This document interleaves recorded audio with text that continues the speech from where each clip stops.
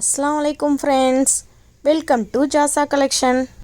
இப்போ நம்ம பார்க்குறது பிராஞ்சல் நைட்டியுடைய எக்ஸல் சைஸ் சூப்பரான ஃபிட்டிங்கில் வேறு லெவல் கலெக்ஷன் பார்க்க போகிறோம் ஃப்ரெண்ட்ஸ். ஃபஸ்ட் டைம் பார்க்குறீங்கன்னா மறக்காமல் நீங்கள் ஜாசா கலெக்ஷனுக்கு சப்ஸ்கிரைப் பண்ணிக்கோங்க.